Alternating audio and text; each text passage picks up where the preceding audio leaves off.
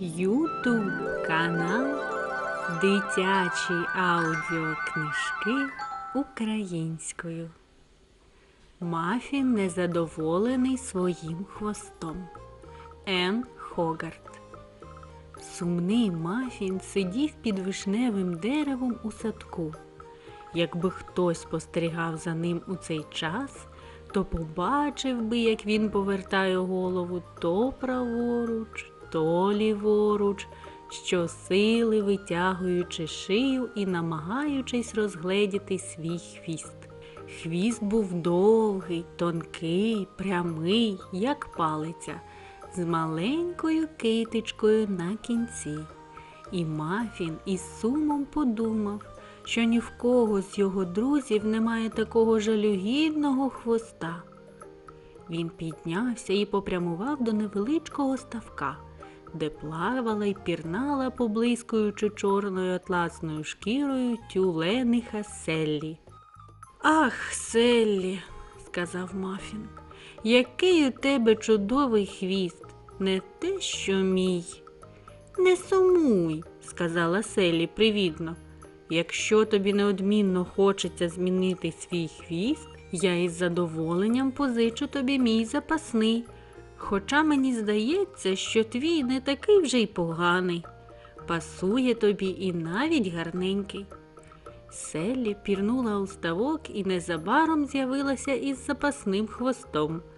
Хвіст був абсолютно мокрий, тому що зберігався у скелястій підводній печері.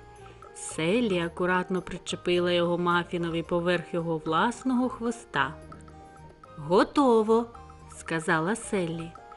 «Це дуже корисний хвіст. З ним можна плавати й пірнати».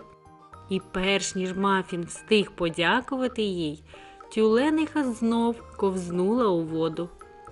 Мафін довго стояв на березі, відчуваючи себе дуже ніяково з таким незвичним хвостом. Йому весь час здавалося, що хвіст так і підштовхує його до води, ніби хоче знову стати мокрим, блискучим і поплавати у ставку. І Мафін раптом глибоко вдихнув і вперше в житті пірнув у воду.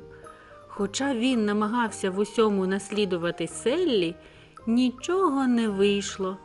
Він каменем впав на дно, але за хвилину вискочив на поверхню, пихкаючи, пирхаючи і пускаючи бульбашки. «Селлі!» – ледве промовив він. «Селлі, допоможи! Допоможи, тону!» Селлі швидко підпливла до нього і допомогла вибратися на берег. «Будь ласка, забери назад свій хвіст, Селлі», – сказав Мафін, коли трохи отямився. «Йому б хотілося сидіти у воді все життя, а я не можу. З твого боку було дуже мило позичити мені свого хвоста, але я не впевнений, що він мені підійде». Мафін трошки посидів на березі, щоб віддихатися, а потім тихенько побрів до пінгвіна Перегрина, який грівся на сонечку біля своєї хатки і читав учену книгу. «Який у вас чарівний і акуратний хвостик, містере Перегрине», – сказав Мафін. «Як би мені хотілося мати такий самий, його, напевно, легко тримати чистим». Перегрин дуже зрадів і був задоволений. Він ласкаво подивився на Мафіна. Сонце пригрівало спину пінгвіна. Він смачно пообідав і насолоджувався книжкою. Йому захотілося зробити комусь щось гарне. «Ти цілком правий, любий Мафіне», – сказав він. «У мене дійсно чудовий хвіст. Гарний, акуратний, працьовитий. Маю зізнатися, що твій хвіст дуже невигідно відрізняється від мого. Знаєш що? Я позичу тобі мій запасний хвіст. Тобі він підійде». Перегрин вийняв із сейфа свій запасний хвіст, трохи менший за той, який носив сам. І, мабуть, трішки менш блискучий, але загалом чудовий хвіст. «Ось», сказав він, приладжуючи хвіст Мафінові. Цей хвіст тобі знадобиться. Це доволі тямущий хвіст, і він допоможе тобі думати. Перегрин знову взявся за книгу і перестав звертати на Мафіна увагу. Скоро Мафін переконався, що Перегрин і справді мав рацію, кажучи, який у нього вчений і розумний хвіст. Хвіст змусив Мафіна замислитися про такі складні речі, що вже за хвилину в ослика розболілася голова. Він намагався не думати, щоб не втомлювати себе. Але хвіст цього не хотів. Хвіст змушував ослика думати і бути серйозним. Нарешті Мафін остаточно втратив терпець. «Будь ласка, Перегрине», – сказав він лагідно, – «заберіть ваш хвіст. Це, звичайно, чудовий хвіст, і я вам дуже вдячний, але у мене від нього розболілася голова». «Мені б слід було знати», – сердито сказав Перегрин, відчіплюючи від Мафіна хвіст і укладаючи його в сейф, «що нещасний осел, такий як ти, ніколи не зможе користуватися першокласним хвостом, таким, як оцей. З мого боку було просто смішно пропонувати його тобі. Негайно йди звідси, я не можу більше витрачати дорогоцінний час на такого осла, як ти». Мафін повернувся під вишневе дерево. Не можна сказати, щоб тепер він був цілком задоволений своїм хвостом, але все ж таки переконався, що його хвіст кращий, ніж у Селі і Перегрина. Раптом він помітив страуса Освальда, який стояв за деревом. Освальд чекав, поки вишні самі впадуть йому до рота. Чекати треба було дуже довго, тому що дерево ще тільки цвіло. Нарешті страус перестав дивитися на гілки, закрив рота, зітхнув і тут тільки помітив Мафіна. «Що трапилося, Мафіне?» – запитав Освальд. «У тебе такий жалюгідний вигляд?» «Хвіст замучив», – відповів він. «Ну що це за хвіст? Як би мені хотілося, щоб він був зі справжнього пухнастого пір'я, як у тебе». Справа в тому, що Освальд дуже пишався своїм хвостом. Це був його єдиний скарб, і він його дуже беріг. Але Освальд був добрий і любив Мафіна. «Якщо хочеш, Мафіне, я можу позичити тобі мій найкращий парадний хвіст. Він загорнутий у цигарковий папір. Зачекай хвилиночку, я зараз принесу».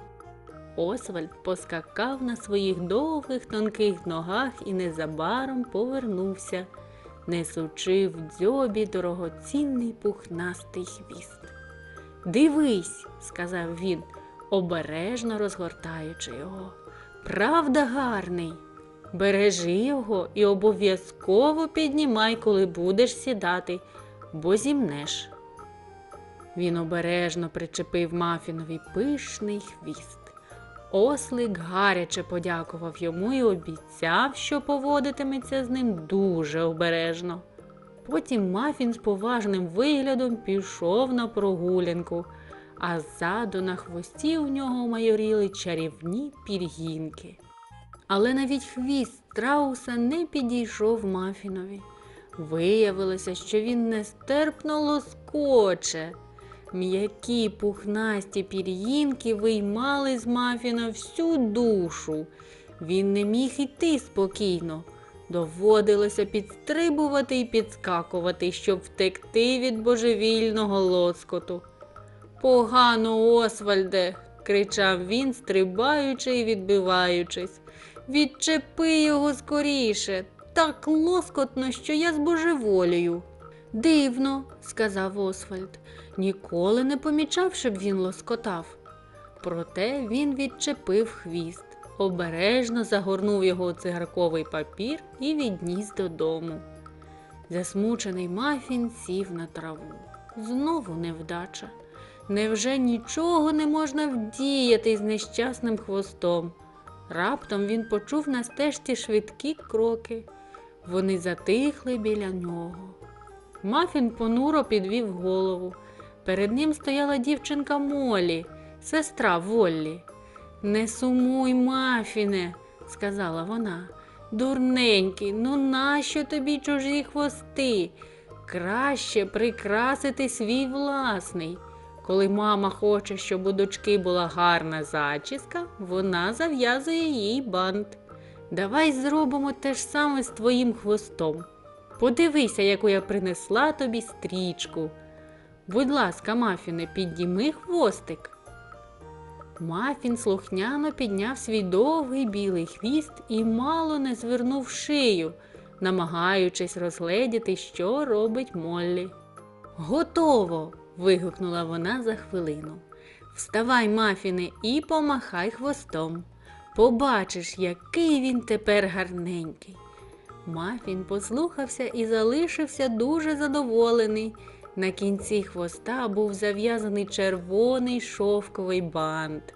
Його хвіст став тепер найяскравішим з усіх хвостів у світі. «Дякую, Моллі», – сказав він. «Ти дуже добра, і ти так гарно все це придумала. Підемо, покажемо всім, як це красиво». Мафін поскакав з поважним виглядом, а Моллі побігла поруч. Мафін більше не соромився свого хвоста. Навпаки, він був від нього у захваті. І кожен зустрічний був згоден, що Моллі дуже гарно все придумала. Текст читала Анастасія Бойко. Ставте вподобайки та підписуйтесь на канал.